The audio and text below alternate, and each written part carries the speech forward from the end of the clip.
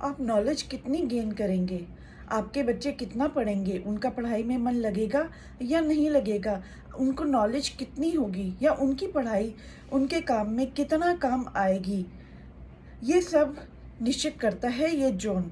वास्तव में west south west zone की यही विशेषता है, यह नॉलेज देता है। दूसरी तरफ ये आपकी सेविंग्स भी निश्चित करता है, मतलब आपकी कितनी सेविंग्स होंगी वो ये जोन देखता है। अगर इस जोन में कुछ दोष है, इम्बैलेंस है ये जोन, तो आपकी सेविंग्स जा सकती हैं।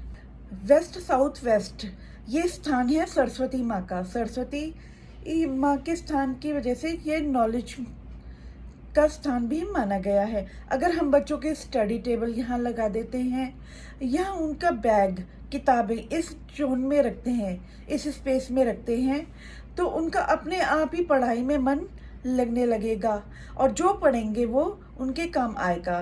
मतलब कई बार बच्चे शिकायत करते हैं कि जो वो पढ़ के जाते हैं वो एग्ज़ाम्स में नहीं आता, कुछ और ही आता है, तो ये प्रॉब्लम उनके साथ नहीं आएगी। अब हम देखते हैं कि ऐसा होता क्यों है कि बच्चे पढ़ के जाते हैं और वो उनके एग्ज़ाम में नहीं आता, उनके काम का नहीं आता। अगर इस दोष में कोई बैलेंस नहीं है, इम्बैलेंस है या दोष है इस जोन में, कहने का मतलब ये है कि अगर वेस्ट साउथ वेस्ट में आपके घर में टॉयलेट है या किचन है या डस्टबिन रखा हुआ है, तो हो सकता है कि जो इस जोन की विशेषताएं हैं वो आपको ना मिले। तो जब आप घर का वास्तु करें तो इस चीज़ का विशेष ध्यान रखें और अपने बच्चों से कहें कि अपनी पढ़ने की किताबें या स्टडी टेबल इस जोन में लगाएं। कुछ दिन आप ये रेमेडी करके देखें और कमेंट करके मुझे बताएं कि आपको क्या चेंज देखने को मिला।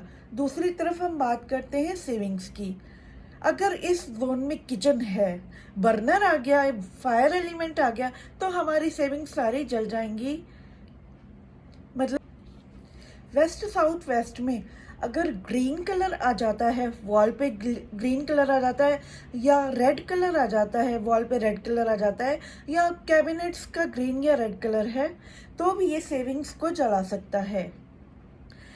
कुछ छोटी छोटी चीज़ों का अगर ध्यान देते हैं वास्तु में, तो हम इन दोष का निवारण कर सकते हैं और आने वाली समस्याओं से निजात पा सकते हैं। वेस्ट साउथ वेस्ट में वॉशिंग मशीन का होना भी अच्छा नहीं माना जाता है। वॉशिंग मशीन अगर इस जगह रखी है तो आपके माइंड पे इसका असर होता है और वो आपका दिमाग चरनी की तरह चलता रहता है। मतलब दिमाग में शांति नहीं मिलती, कोई ना कोई विचार आपके, कोई ना कोई ख्याल आपके मन में चलता ही रहेगा, मन शांत नहीं होता। तो इस चीज़ का भी ध्यान रखें। इस जोन में अगर टीवी रखा हुआ है तो वो इस बात पे डिपेंड करता है कि आप उसमें देख क्या रहे हैं। अगर इसे नॉलेज के लिए आप यूज़ कर रहे हैं टीवी को, मतलब उसमें ऐसे प्रोग्राम देख रहे हैं जिनसे आपको नॉलेज मिल रही है, तो ये आपको अच्छा रिजल्ट देगा। लेकिन यदि आप उसमें कुछ और चीज़ें देख रहे हैं, मतलब मनोरंजन ज़्यादा कर रहे हैं आपका, तो आपका दिमाग भी मनोरंजन में ही ज़्यादा रहेगा। तो ध्यान रखें, टीवी का अगर आपने रखा है तो उसको आप नॉलेज के लिए यूज़ करें। इसी तरह कंप्यूटर लैपटॉप का भी यही काम है। कलर की बात करें तो वेस्ट साउथ वेस्ट का कलर येलो या ऑफ वाइट है। अगर ये कलर होगा ये जोन, तो अच्छे रिजल्ट देगा। इस पढ़ाने के लिए एक बहुत सुंदर रेमेडी है जो इस जोन में करने से आपको बहुत जल्दी अच्छा रिजल्ट मिलेगा।